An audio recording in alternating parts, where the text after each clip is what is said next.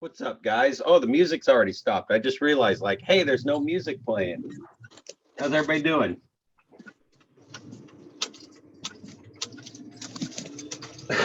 Putting my phones on Do Not Disturb here so we can have a great session today. How's everybody doing? Doing good. Good. You guys can hear me. That's always my little trick check. See if you're there. We're looking at buyer consultations. What do you guys want to get out of today? This is really like your class, your session, your time. Like Spicoli says, well, if this is our time, isn't this our pizza? This is our time together, guys. What do you want to get out of today? You saw buyer consultation. What's that mean to you? Are you doing them? Are you think you should be doing them and you're not doing them? What do you want to get out of today? I haven't done one yet, so okay.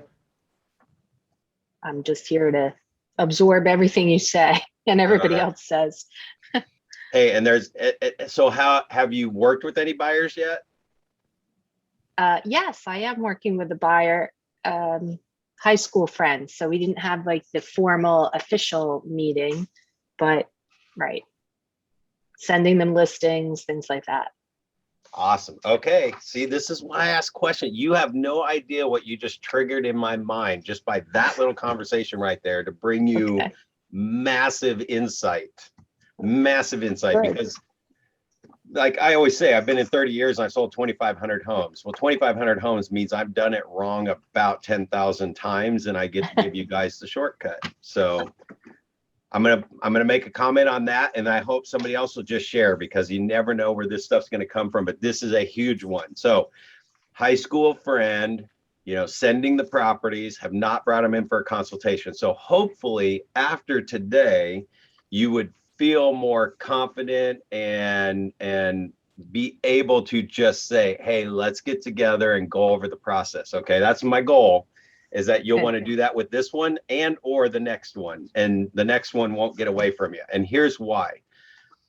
Guys, I've had people that have bought and sold with me 3 and 4 times, and I figured it out. I mean, one that just stands out in my mind, it was like the 3rd time they were buying or selling with us, and I didn't do the buyer consultation, and it was a nightmare on just like little stupid things like they didn't realize their earnest money check got cashed at the time of the offer, and they didn't have the money in the bank, and it was a nightmare. I mean, they were like, the check bounced. They had to run around one day, get money in their bank account. They bought a house with me 2 other times. This was 3 other times, their third client, 3 other times, and they didn't know about the earnest money. And here's where it hit me. The same thing with on my seller side. It's like I talk about the marketing and stuff, and then when I don't go through the process and don't explain everything, like I say, I've always told you guys I charge a little bit higher commission than probably what everybody in your market charges. And if I don't cover that in my system through the net sheet the way that I do it, and like with this buyer with the earnest money, it's and getting the inspection done. They did an inspection and they didn't buy a house and they wanted their $400 back, and it doesn't work like that. So by skipping that part of the process, they had a bad experience, and it hit me. You buy a house every 5 or 10 years. They actually need to go through the consultation and the listing presentation and everything like you do with everyone every single time they do business with you. They do not remember how it went 5 years ago. That's the last thing they think about every day is earnest money. I wonder if they cash that. So just keep that in mind, that this process is there. It may be the same process 10 years from now, but they've only heard it 2 or 3 times if you've sold them a house 2 or 3 times. So thank you for sharing that. That was huge for me. And I realized I have to do the consultations every time, buyer or seller. Anybody else?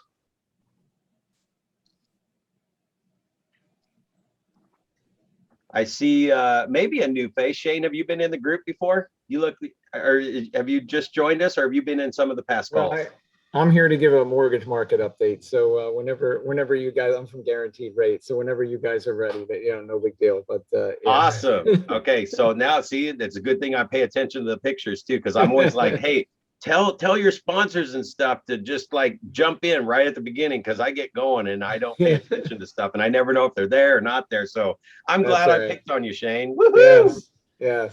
Why don't you do that right now while we got everybody here, and Okay. take them through who you are and why you chose this sponsor on this session today. All right, very good. Yeah, so Shane Force from Guaranteed Rate, which was formerly Atlantic Home Loans. You know, we've been in-house lenders for, I guess, almost 11 years now with the offices. So, you know, it's our job to be an extension of your team and be able to answer questions and give you rate updates and give you program updates and let you know what we can do. You know, weekdays, weeknights, weekends, I'm available to help. And this weekend was a very busy weekend. I mean, I probably worked on 8 to 10 pre-approvals each day, Saturday and Sunday. So it was a very, very busy weekend in October for the housing market. So the story over the last couple of weeks, guys, which really affects mortgage rates and affects all of us, is inflation. We're seeing, I saw an article in the paper this weekend just saying 44% increase in the price of meat and poultry and fish and eggs from September 9th of 2019. Fruits and vegetables have increased by 18%. You're seeing at the gas pump that prices have increased. So normally in a normal economy, if you see inflation, interest rates normally increase to fight inflation. So we have seen about a 0.5% increase over the past 4 to 6 weeks in mortgage rates as a result of that. So so we're still dealing with ridiculously low interest rates historically, that they're just ridiculous. So we're at 3.25% on a 30-year fix, 2.75% on a 15-year fix. So still just a tremendous environment to buy a home or to refinance. But you know, it's a little higher than what we were looking at, you know, 4 to 6 weeks ago. So if someone's numbers were really tight and they got pre-approved 4 to 5 weeks ago, if you're working with a buyer, you might want to have them just check in and, hey, run those updated numbers, because your payment might be $60 a month higher or something like that. And if you're a listing agent and you get a pre-approval that was from 4 or 5 weeks ago, you might want to just say, hey, check with your lender. I want confirmation from your lender. I want that updated that you still qualify now versus what you did 4 or 5 weeks ago, because it's a little bit different rate environment. But awesome. Will you make sure ahead. they know how to get a hold of you, like your contact info? Because guys, in the buyer consultation, like Shane said, he's been in the office for a long time. So, and he's part of your team. I'm going to talk about that a little bit more. But when you're doing that buyer consultation, your team member is coming in to get them pre-qualified. And we talk about that in the consultation about how important that is. I'm going to give you some great scripts on that. So the buyer consultation, actually, Shane would be a big part of that. So I want to make sure they know how to get a hold of you if you haven't met the people that are in the group yet. And keep in mind, they're going to be recording it too. So others may be watching it as well. Good. Good. Yeah, my website is shaneforce.com. So an easy way to remember it, but I'll put my contact information in the chat there, definitely. All right. He's a force to be reckoned with, right? Absolutely. All right. And you said you're around you're in which, are you in one of the offices or are you in several of them? Yeah, me personally, I'm in Ridgewood and Woodcliff Lake. And then yeah, we've got somebody in each office. Absolutely. Yeah. All right, cool. All right. Thank you, sir. You're welcome to hang out as long as you want or jump off whenever you want. Thank you. Thanks, Brad. So he did bring up a good thing about team members, guys. If you are an individual agent and you want to give the team persona, you've got your title company, your lender, your inspector, your front desk gal there at the office, your team leader, everybody. You could get them together for a picture. I bet you they'd do it for lunch or something if you invited them to the office on one particular day, coordinate it, and get team photos. Because that could be you standing in front with your team behind you, and they are your team. So you can give that team persona, and they are your team. I mean, when I have an administrative fee, and not to get into whether your office can do that or not do that, and if your office keeps it or not keeps it, that's what that team shows that value in, that administrative additional commissioner. Do you guys do admin commissions in your market? Does the market center charge them? Do you charge them? Do you keep them? Does the market center keep them? No, nobody charges them. Okay, cool. All right, so we're going to jump into the buyer stuff. Oh, wait, I wanted to make sure there wasn't anybody else that wanted to have anything else they want to get out of today after we kind of triggered your thought juices loose there for the day. Uh-oh, I can't share my screen. Hold on a second. I don't know if somebody else got us started today or what. There we go. No?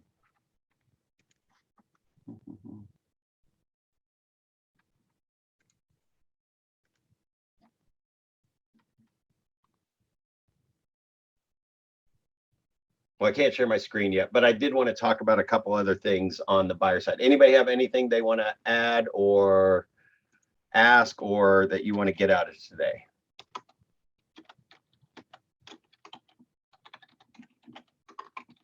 All right. Here's one other thing. I'm just sending an email real quick.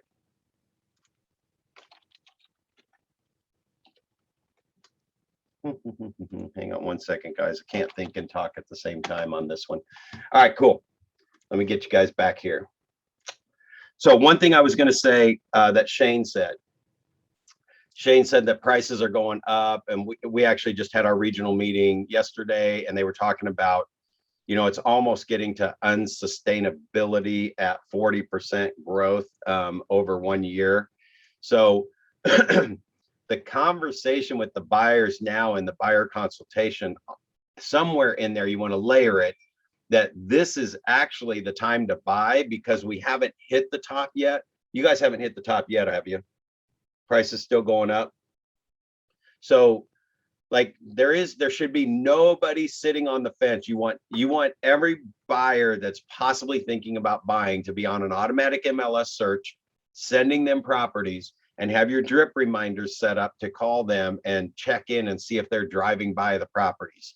So like I have a buyer that's pre-approved, same thing, got them off the fence. And it's like, guys, you do not want to wait till next spring. If anybody tells you we're thinking about buying next spring, you got to say, you know, the market is still going up right now. Nobody knows where it's going to top. And when it starts coming back down, you don't want to buy. You want to buy while it's still going up, not while values are coming down. And it's got to come down because we're getting close to 40% appreciation. You can use exactly what Shane just said. Say poultry and all of that stuff has gone up 40% in value, and housing is doing the same. So that makes you the expert when you're talking to people, and it validates what you're trying to talk to them about.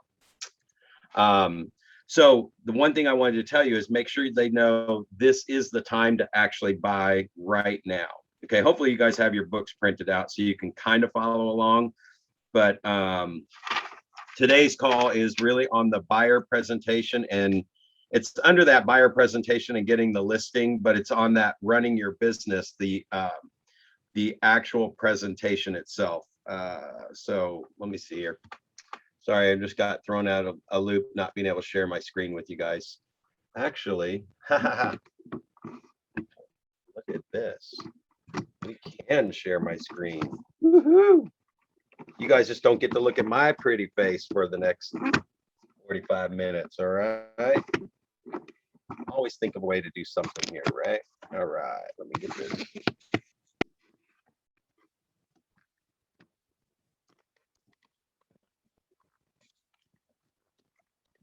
Boom. There we go. We're good. Can you guys see that okay? A little bit okay? All right, cool. Yes. Now I got to readjust here a little bit. Okay, cool. So on setting the appointment, here's what I'm going to tell you I see happen all the time. Just remember that with any buyer, any prospect at all, it is about getting the appointment. And a lot of people, what they do is they prospect and market, and then they go straight to the appointment. If you're prospecting and marketing, remember 98% of them probably aren't doing anything right now. You got to get them into the system. But even the one or two, I mean, it's happened to me where I've got an active buyer, an active seller. I fill out the sheet, the blue sheet and the yellow sheet, and then it sits on my desk because I didn't get them in the system, and then I find them like a week later, and it's too late. They already decided on somebody. You guys can hear me okay, right? Okay, cool. Yes. So make sure you capture and make sure you get them in so the drips start. If they are the 1%, you're still going to get them in the system and set the appointment. But most of the people, when I sent out my email this morning, I said, you know, you could be missing up to 6 or more out of 10 buyers. When I said that, what I meant was if you get 10 internet leads and you got them all on the phone, or they didn't return your call right away, you're probably only getting 1 or 2 of those people on the phone talking to you and possibly give you the information. You've already had the other 6 to 8 to 9 people there in your grasp, came through the website, and we made a couple of attempts, maybe even talked to them once. And I know you guys have to have had this happen to you unless you're just way better than me, but you try to call them back 2 or 3 times. You might talk to them the first time and you call them back 2 or 3 more times and they just kind of fade away in the distance. You guys know what I'm talking about? Have you had that happen to you yet, where they're not returning your call? That's what I mean by the 6 or so that are getting away. If you got 10 people on the phone and you captured them and you got them in your system and set the appointment and got all 10 of them to come meet with you, you're going to get 8 out of 10 of those people to close with you. You're only going to probably get through 2, 3, or 4 out of 10 if you don't get a buyer agency and don't do the consultation. That's just what they have seen by tracking, getting a buyer agency signed on the front end. 8 out of 10 are going to buy a house with you. Not getting a buyer agency signed on the front end is about 4 out of 10 if you do a good job of keeping in touch with them and you get them in the system. But the 6 that don't sign the buyer agency will get away from you. So the buyer agency just helps secure that. And I don't downplay it at all. I mean, you want to explain everything as to how it's a benefit for them that they sign the consultation or the buyer agency agreement. So I pulled up a couple of things here just on this role play. I know we don't actually role model setting the appointment, but I wanted to go over some of the benefits that you would talk about. These are benefits to the buyer that you want to talk about for the appointment. Yep, got a question? Okay. All right, so the benefits are they get to absorb local insight. They get to know what it's like on the realtor side of things from the MLS and what that actually looks like. They get to know the neighborhood and the inventory level. So these are like the 2 things that I say right from the beginning. To get the consultation, what you would want to say is, hey, let's get together for about 15, 20 minutes. We'll meet at the office and I'll show you how to, this is your script. I'm going to show you how to take advantage of today's current market. I'm going to show you how to take advantage of today's current market. That little key word, and believe me, I have tried, tweaked, did everything, and that one got the best result, where I really got like 6 out of 10 to come meet with me and get those people signed up on a buyer agency because I just followed the model. But it's help them take advantage of the current market. So then one of the things that you're starting out with is the partnering with an agent gives them local insight. It gives them the neighborhood knowledge. We're going to actually make sure you know what's hitting the market and what they're selling for. So a lot of buyers that are just starting the process, I'm still setting them up on an MLS auto search. And I'm gonna say, I know you're not buying till next year or this, you know, and I already said, don't let them sit on the fence. So this is when they really can't do it for a year or 2, or they got to get their credit cleaned up or whatever. I say, well, I'm going to keep sending you properties and you're welcome to still drive by them and you're welcome to still text me on any that you see for sale. But I want you to know the neighborhood, what things come on, what they end up going under contract for. So I'm going to make you a specialist in that neighborhood or that area or that type of house that you're looking for. See what's about to hit the market, gain access to off-market properties. So we have talked about this. If you've been in any other Ignite sessions, we talked about pulling up properties that sold 5 to 10 years ago within 5 miles of where they currently live. That's an off-market property. And that's going to be the benefit of them signing a buyer's agreement with you, that you're going to do some extra work that you don't do with other people. And we can get into specific scripts and stuff. Like the main one is, well, you know, if the one I've heard is, well, I've got to be committed to the people that sign the agency, and I can't be committed to the people that don't sign the agency. I don't like that, right? I just tell them as if it's the benefit that you're going to have is I'm going to be able to find off-market properties for you that aren't on the market. And the big benefit is you won't have to compete for these because nobody else will know about them, and you'll get first shot at them. Plus, that's giving you listing opportunities too. But reviewing market averages, you're going to go over those with them. Like when you find a house you like, I'm going to pull up what things have been selling for in that neighborhood so that you can make your best offer first and not overpay for a property. But then I also say, now that also means that if you really like a house a lot and you'd be overpaying for it, I'm going to tell you that. Not that I want to talk you out of buying it. I just, if you're going to pay more than it's worth, I want you to know that if you're buying your perfect dream home, it might be worth paying for more than what it's worth. And you might plan on being there for 10 years. But again, I'm just giving you scripts that I say. But again, if you end up selling before 10 years, if for some reason you have to sell it in a year or two, just remember this conversation so that when you have me sell it for you, it may not sell for you enough for you to make money off of it. But if you stay there for 10 years, you're probably going to be fine. I mean, what real estate is not going to be fine 10 years from now? Plus, like I just said at the very beginning, the buyer markets right now are still going up. So this, my whole conversation is this, we need to meet. We need to get you out there in the marketplace and drive and buy stuff now. I'd rather you buy now than call me a year from now and say, now you're ready. And the prices are already up again. And now they're tapping out. Complete the needs assessment. That's like the income sheet. And they have needs assessments in Command that you can download. There's some really cool stuff in Command that I'm going to show you. And a lot of this stuff was pulled from Command.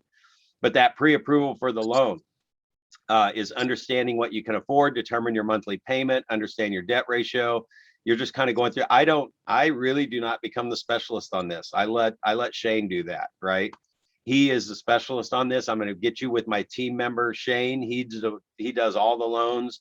And like what I say with my loan guy here is I say, listen, he's really going to educate you on a lot of things. Like, and I use examples. I say, he just told me one thing that I just paid like $100 down on one card, and it bumped my credit score up a couple of points, which allowed him to get me a little bit better interest rate. But a good loan officer will review that stuff and know what they need to do to get the best rate. And you can explain in that process too. If you've got people going to other lenders outside of Keller Mortgage or your guys in the office or anything like that, just say that every lender, you could qualify for 2%, but they might charge you 3%, and you think that's a good deal, but that's how they make their money. Whatever they can get you to be happy with on your rate. So when our guys look at it, they tell you they don't have a lot of the padded fees in there. They're going to give you the best rate possible. And you may not have known that, but a lender that's a quarter point higher or 0.5% higher is actually probably just making the money on it. They're getting some kind of bonus or getting paid on what interest rate they actually put you at.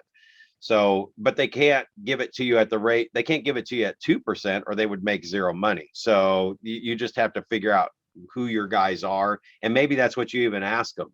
You know, what are the fees and what rate do you put them at? And how does that work when they qualify? Do they qualify for a core rate? And then what do you bump it up? And do you have points and all that other stuff? So that's a great conversation to have with Shane, because he's in the office there with you, or your other guy that's in the office with you, and ask them. Finding your new home, comparing the home and neighborhood averages, and then narrowing down the neighborhood you want to live in. My consultation part, and if you guys have questions about anything on this consultation, I'm kind of giving you the conversations I have during the consultation, but I actually do have the slide. You could just follow like a presentation through Command. I'm just giving you some of the conversations that I have based on these topics that we're talking about.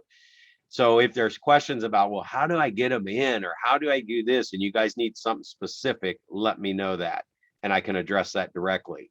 But these are the kind of conversation I have during the consultation. Anybody have any Brad? questions? Yes, go ahead. I do have a question. Sure. So how do you counter with So you say to your buyer, now is the time to buy, don't sit on the fence. You want to buy while the value is going up, if that's what I'm understanding that you've just said. But what about the one who says, well, this market can't sustain itself. I'm going to wait because next year the prices are going to be much lower. So what would you respond to that? Yeah, so I mean, that's the easy one. It's like, so you want to buy when it's going down, or do you want to buy while it's still going up? If you wait for the prices to come down, then the market's already going down. So you're going to buy the house in a down when the prices come down, but they're going down more. We don't know how long they'll go down. Oh, okay. See, Got it. and another example, so that's like the easy one. Another example is you could say, if you have to show them physically, you say, okay, I want you to tell me, just say stop when you think I'm at the top of the market, okay? So just tell me when to stop. Okay, stop. I'm already down. So that's another, it's just a good way to see what I'm kind of saying there. Get it? Yes. Okay, Awesome. thanks. Awesome question. And yeah, the last thing you want to do is wait for the market to come down. You want to get in while it's up. Like right now, you can use this example. I wish I would have bought Tesla stock last week. Does anybody know what happened with Tesla? Yeah, it went wild. Woo! I mean, how stupid is that? I should have bought Tesla stock a year ago. What the heck? And then now it's too late. I can't buy it now. Right. So yes, when the prices come down, it means the values are going down, which means they're going to lose appreciation. And another way that you guys can say that too is while the market's going up, you're getting some bonus appreciation on the property or equity, right? If the values are coming down, or you wait till the market starts to come down and then you buy, it's still, you're losing a year, 2 year, 3 years appreciation. We never know how long because we don't have a crystal ball, but you're gonna have to stay in the house a year, 2 years, 3 years longer to really kind of break even, or 4 or 5 years to get out of the hole that it sunk down into. Does that make sense? So buying a home at today's interest rates, here's the crazy thing. Buying a home at today's interest rates is insane. Like it's free money almost. It's like 2 and 3% interest rate. If you want to buy when it's down, the value is going down and the interest rates go up, which they absolutely are going to go up. They have to. I mean, we can't sustain the rates we're at. You're going to be paying more interest on a property value that's going down. So you get in now while the interest rates are low.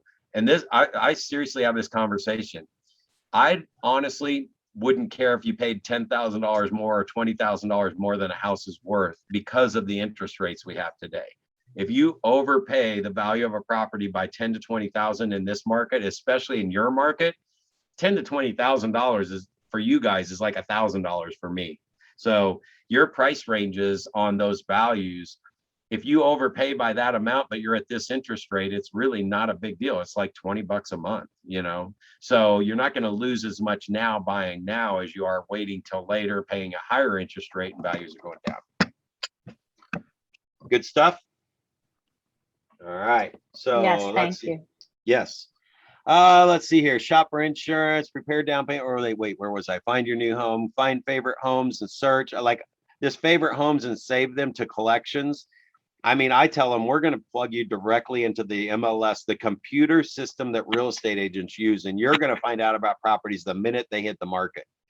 But they can also use your app and stuff to sign and save their searches too, so you can see what they're doing. And I always say, you're going to have my cell phone to text me any address or any home that you find information on. And I say, even if it's outside of the search I send you.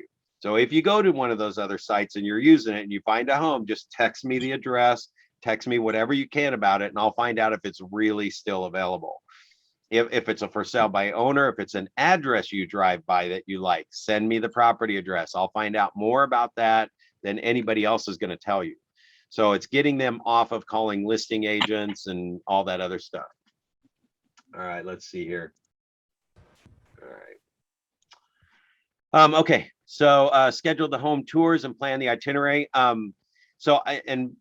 We might get into, I can't remember if we actually have one on setting up showings and things like that. I will tell you that when I set up showings, I do have them drive by the consultation. I say, I'm going to get you the properties the minute they hit the market. You're going to drive by those as fast as you can, whether that's on lunch break or on your way home from work. You're creating this sense of urgency because the market doesn't have many homes. If I'm going to find you a great deal and get you a great steal of a price and your dream home, you're going to have to drive by these ones that look nice as soon as they hit the market, and then call me if you want to see it. That's about the only way we can do it. So it's not on me to find that home for them, because I'm not the one that's living in the home, and buying a home is an emotional purchase. They gotta like it. So I put that back on them. And then I'm going to show them 1 or 2 houses a week, probably showing them 3 houses, maybe 5, but not often, before they buy. Very seldom do I have to show somebody 20 or 30 homes. I mean, I don't even know the last time I showed somebody 20 houses. My last one that I just closed today, I did show her probably 5 or 6, and she took an hour and a half in every single property. It was very frustrating, but they were a referral from an agent in Arizona. And I ended up getting the buy side too, that I didn't think they were buying. So she got a double whammy referral fee coming her way. It's going to be a good day for her as well. But, you know, that when everything's on systems and stuff, it was very frustrating to take her through 6 homes and spend an hour at each one. But that was probably the rarest, most time I've spent with any buyer. If that'll give you an idea on what you want to, if you want to give yourself a check-in point.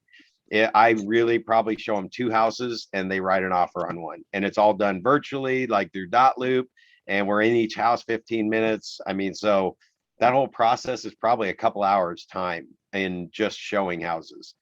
Helping you decide on your dream home. This is another one in the consultation that I say, now when we go into each home, I'm going to tell you guys what I say. When we have this list of properties, now I just told you I only show them 2 or 3 homes, but when we had 5 or 6 or 7 homes in the stack, I would never let them have more than 2 favorites or 3 favorites, whichever one you feel most comfortable doing. If you don't feel like you can commit them to 2, then say 3. But if we're going to look at 5 houses, on the first one we see, I'm going to ask you if this is a house you would buy. If it's not a house you would buy, we're going to take that MLS sheet away from you. I'm going to take that MLS sheet away from you. You don't get it back. If it's a possibility and we haven't seen the other 4 homes yet, I'm going to let you keep that as one of your 3. Okay. When we go through number 2, I'm going to ask you the same thing. If it still could be a possibility, you get to keep the first 3 houses for sure. But once we go through the 4th house, you have to decide which one of those comes off your list. And that is to have them help them decide on their dream home, the one that's got the most stuff that they want. So I tell them that in the consultation, that I don't want you to have more than 3 favorites, because then you're making this way too difficult and it's hard to make decisions, and you're going to have all these houses that just all are jumbled up in your head. Does anybody else do anything like that? All right, let me see. I'm going to see if I can screen my screen share yet. All right, we got the screen share back. Woohoo! I know you guys just couldn't stand not looking at me, right? Okay. So, and then the other part, like this whole stuff, making your offer and negotiating the terms and all that stuff, the title company is the whole detailed part of the process that I'll walk you through all that process, because I know most people do this once every 5 to 10 years. So I'll help you get through that process just with experience in my team. You guys are seeing my screen, right? All right. So preparing the buyer presentation. So in Command, this is where you'll need to just want to really set aside some time where you can just go into Command and play with this. I'm going to show you where it is real simple. And that's like, if you haven't been, you guys have probably all been in Command. So, you know, the icon on the side, you're going to see where it's creating a new design. I went ahead and pulled up that when you get into the templates, you'll see this buyer button over here, because we're talking about buyer presentation. It's got everything in here, right? So under the buyer presentations, it has all the different formats for the content, things like that. And just kind of showing you what the different consultation content is. It really gives you all this information for them to read. If you haven't done a consultation yet and you don't know what your consultation template could look like, it is this guide right here. Just print this guide off and read each page and pull out a bullet point from a bullet point, 2 bullet points from each page. Write yourself like a summary page, right? Or write it in the margins on your copy. And when you give them a copy, you do exactly what I'm doing with our manual here, where I'm just kind of flipping through the material and I've got my notes. Oh, let me see here. There we go. I've got notes written on my each page, and I just flip the page as I go through. Because then it doesn't even feel like it's like a presentation. You're just having a consultation, looking at your notes, not reading the paragraph. So that's kind of how I do. That's why we have a conversation around our training here. And then, of course, the buyer intake sheet has all the information on it and everything that you're getting, all that stuff. So that's how I kind of qualify the house and all that other stuff. So this is really going to be getting into command and just printing it off and going through these processes, your dream home, your preferences, your neighborhood, buying 101. So all that will give you the actual verbiage that you need for the consultation. And if you go back to the beginning of today's session, I'm going to show you how to take advantage of today's current market.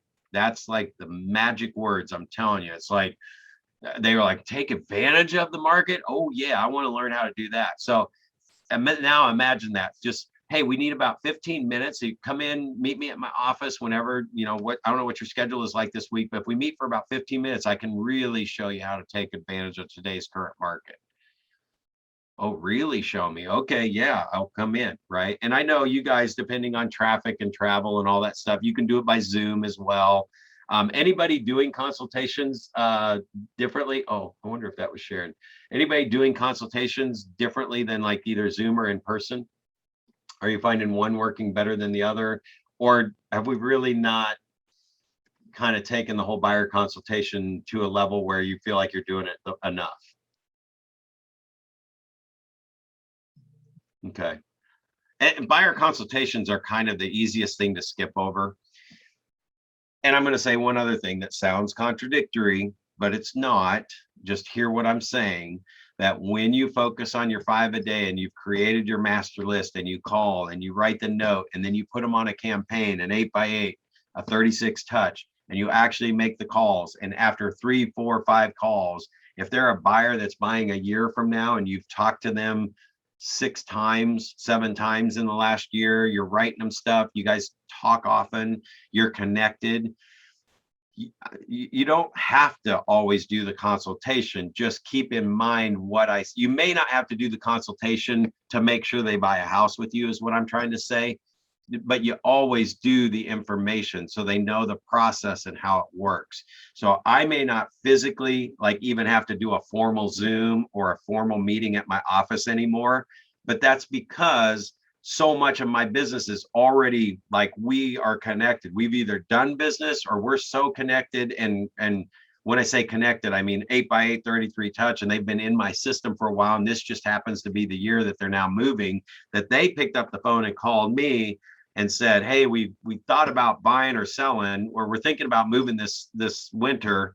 And you're the first person we think of when we need to do this. We need to call you and find out what we need to do next. So my consultation will still happen in all those conversations. The first thing I'm doing is getting them pre-approved. Second thing I'm doing is finding out what they're looking for. That buyer, the buyer sheet, I'm filling in that sheet, right? So I'm getting all their stuff. I'm going to set them up on an MLS search. I'm going to tell them that they need to drive by the properties. I'm going to remind them that when we find the property, bring your checkbook because you'll need to buy earnest money. So I can do that on the phone with them because I already have the trust. I'm their go-to person. So I could actually do that quickly on the phone, but the consultations are really like almost always happening. What you don't want to do is just pop-tart your realtor and run out and show them a house and think you have to build rapport. I'm telling you, if you start tracking that, and if you're doing that and you're not doing consultations first, that you track how many buyers you talked to and gave information about a property with slashes. And then I want you to put a slash of how many of them signed a buyer agency or actually bought a house with you. And I guarantee you're going to see 6 to 8 for every 10 are getting away from you.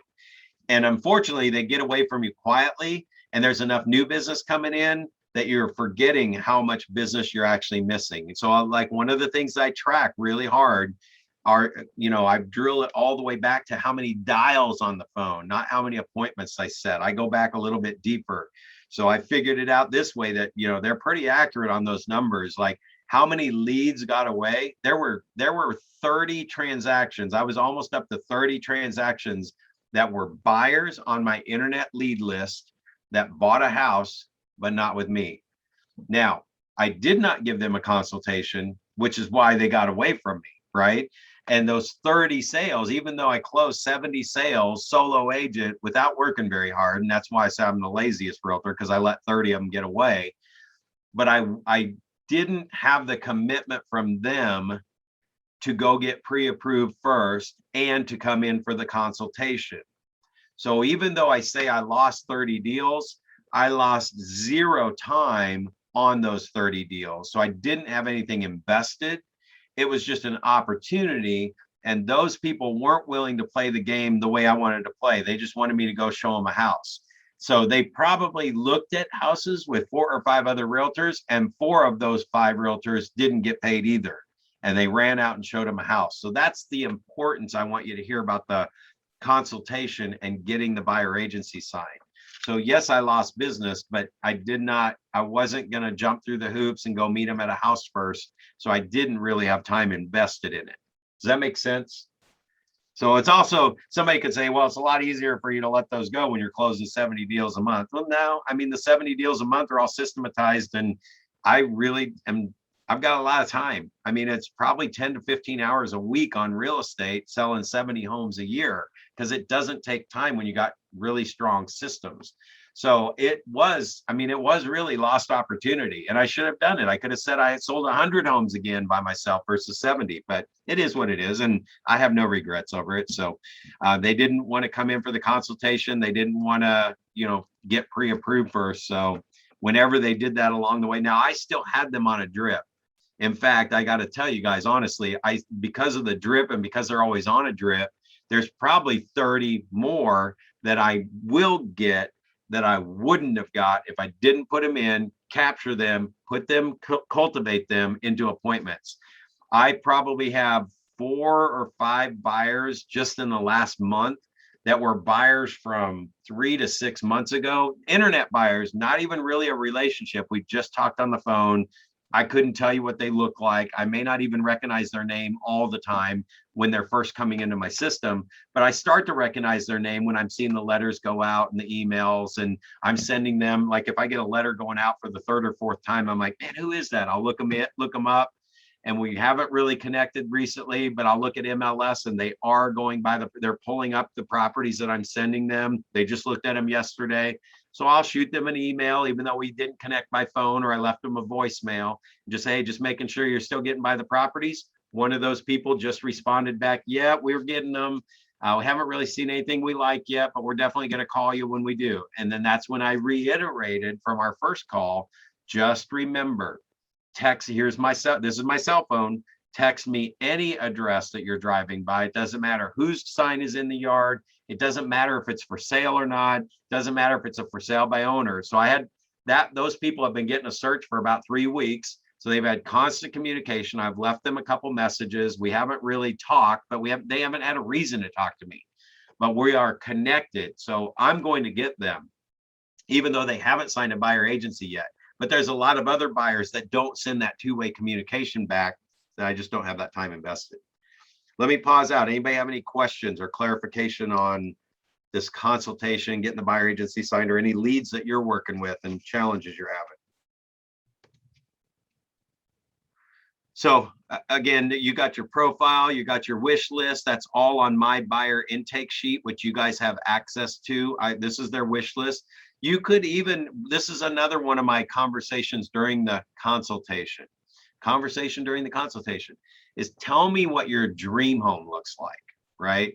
I mean, if it were everything. So I will actually set up a separate search in MLS, and it'll say dream home. And this is like everything. Now, it's not going to have very much come on, but I tell them then, whenever you see dream home email, that one you have to look at that, drive by it immediately, and call me if we got to go see it, because that has everything that you want.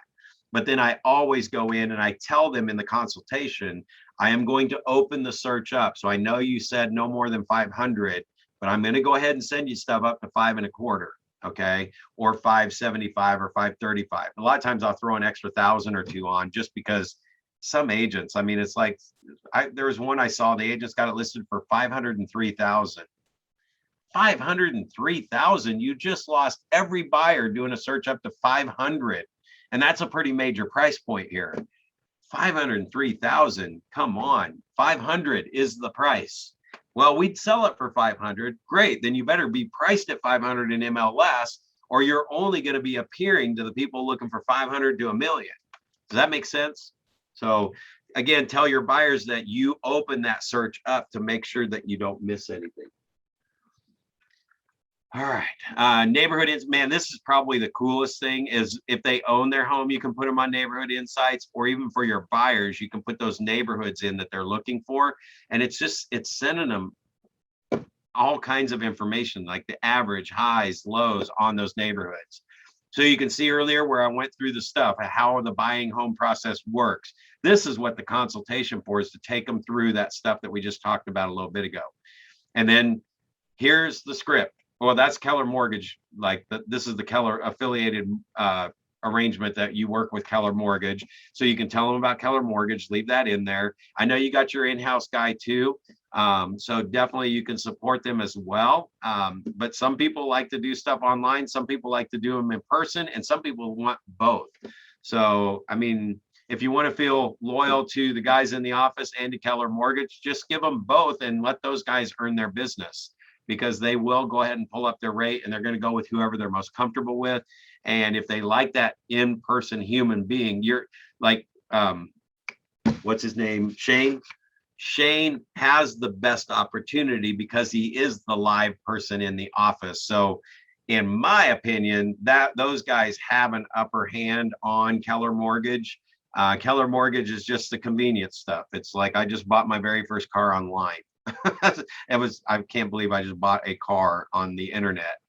Literally clicked the button and charged my card, the down payment that I don't get back, and bought a car on the internet.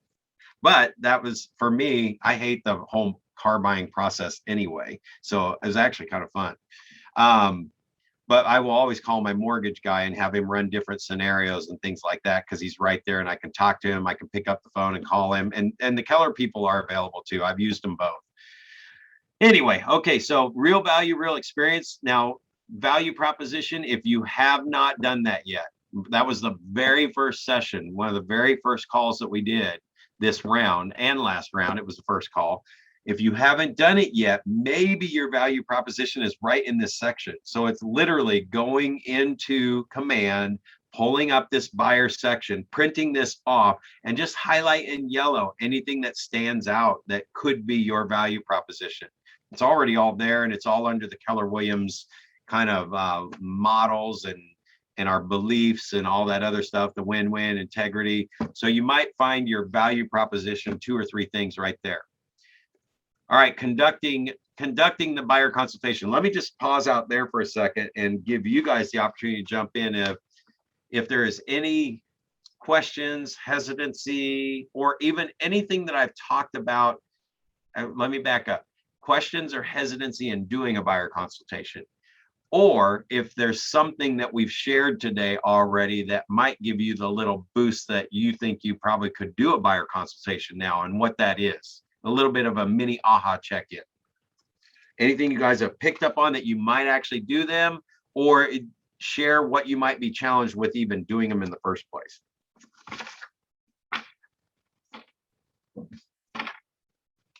Nobody? I didn't want to be the only one to be talking a lot today, but I'll share that I did try to look up the buyer presentation, but I didn't look through Command. I looked in allinkw.com, and it was like 29 pages long. I guess you put it on a PowerPoint and present it to people, and it just, for the property that I had in mind, or actually I was doing it on the seller's end, so this might not be as applicable. Sorry about that. My bad. No, that's all right. But it just seemed overwhelming. It seemed like a lot of pages and a lot of stuff that could be taken out. Yep. So it's no different. I'm glad you brought up, because whether you're doing the consultation or the listing presentation and you pull that out of command, we've got all these pages here. Model kind of the format of this class, right? So go through each page, grab the ones that something grabs your attention. And this is, I'm telling you what, this is the stuff that they're going to pay attention to, that they want to hear from you, not reading this. Because those booklets and those 28 pages are for you to give to them, and the D personality and the C personality people will want to go through it. Sometimes the S too.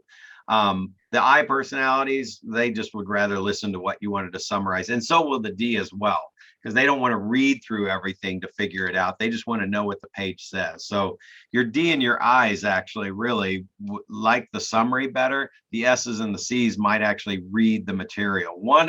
Usually it's a spouse. One will read it and read the details, and one's just like, yeah, sure, let's go, right? So it's there as a guide. And what I would suggest is don't even make a note on all 28 pages. Just skim through it, and what hits you right now, even though you may not have all the knowledge of everything yet, if something sounds important, you can now seek it out and understand it better to come up with a summary for it. Or you just kind of go over that page. And like this is our affiliated business arrangement. You can choose any lender. We've got 2 that we use, and then I'm on to the next page, right? So you can shop them and see which one gives you the better rate, better cost, blah, blah, blah. And you could do that with other ones, but I'll skip over that part because I don't understand that part of the process. I'm still covering it.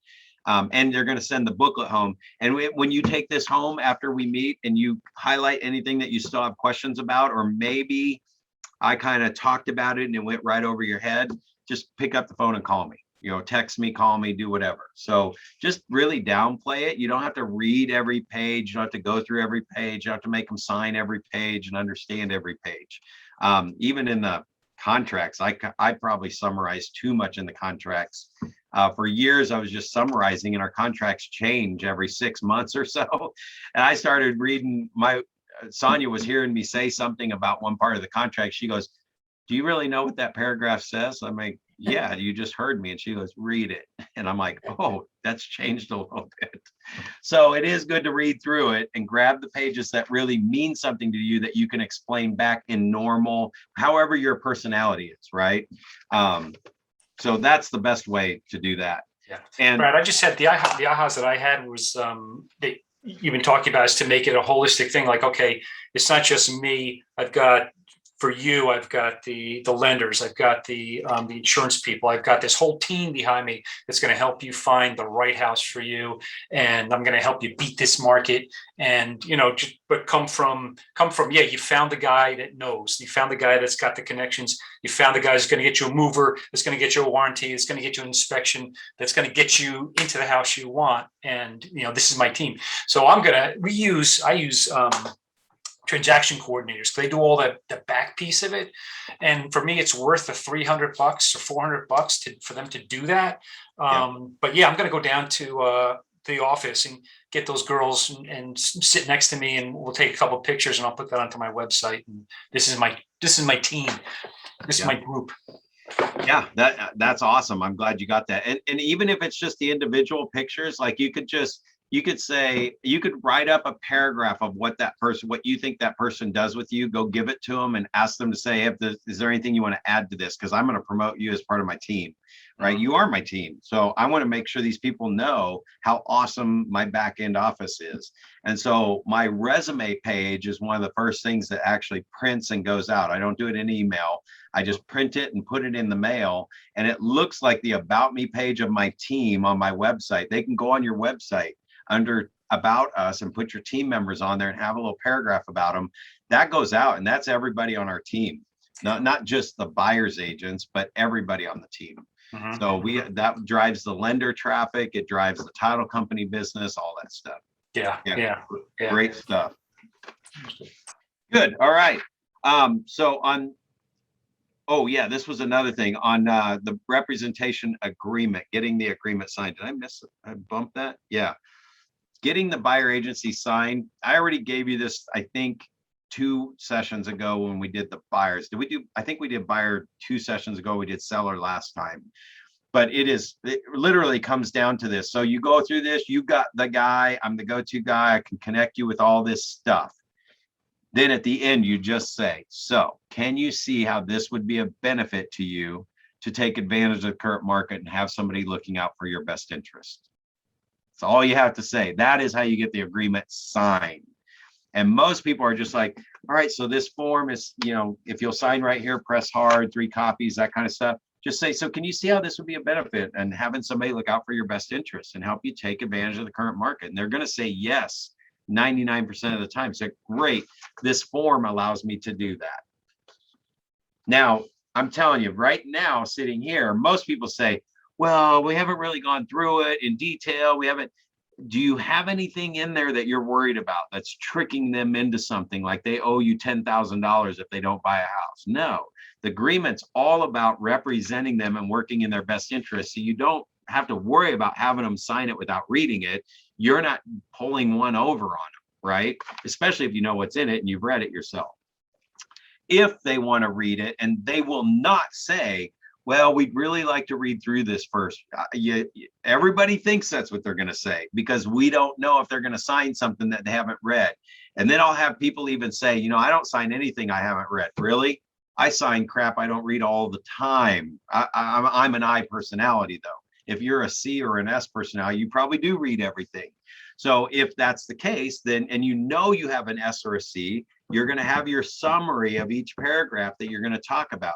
So I would say, can you see how that'd be a benefit in looking out for your best interest? They'd say yes. Most of the time they sign it.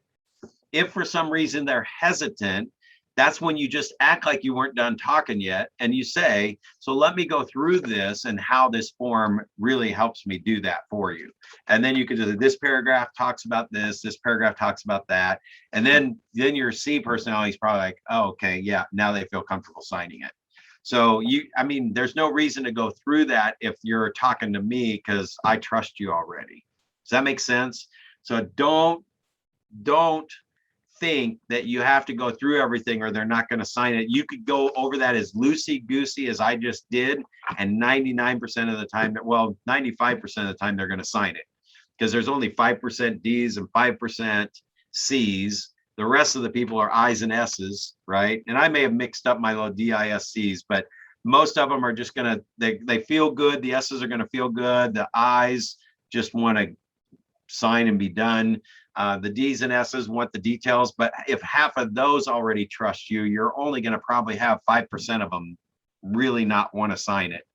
So 5% of 4 appointments this month is not even, you're going to get 4 signed every time you do it. Until you're going on 10 appointments, you're going to have 1 person maybe not sign it. So anyway, you guys will find out how easy it is that rolls through. You'll see if there was anything. Oh, share the app.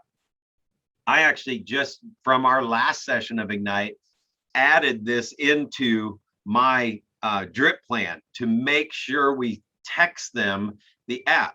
So in order to do that, I had to go, well, heck, where is my link? How do I know it's my app and not? So I had to actually take an hour and go into my system, figure out where my app was, send it to myself, grab a screenshot of it so I know what it looked like, so I could add it into my drip pieces to say, look for this text message and click on it. It is the direct way to get these properties the minute they hit the market.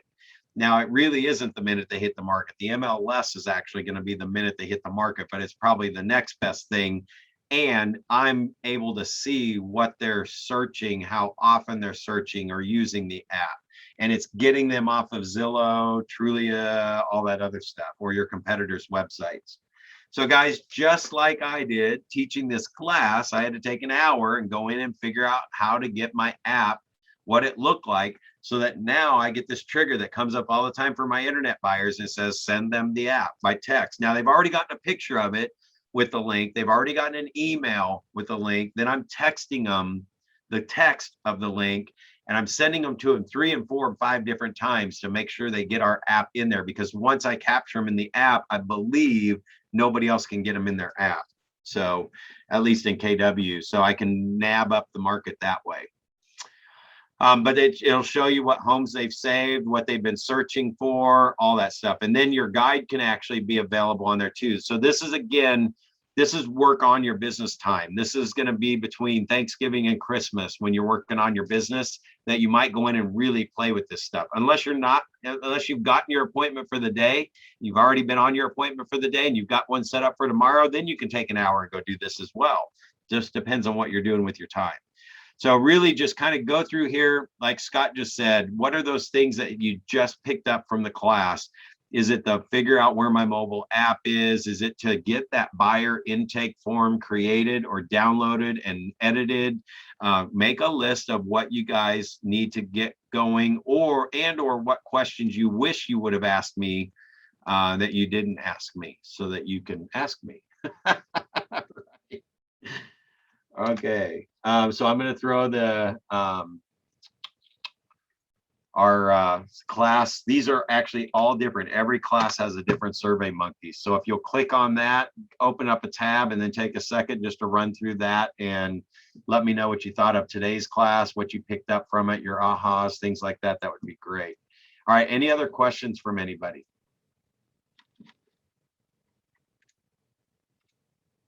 All right. Wow, we're only 1 minute over. I'm getting better. Woohoo! It's only been what, 5 months now? Do you realize we've all spent 5 months together? If you started in the first session, that's amazing.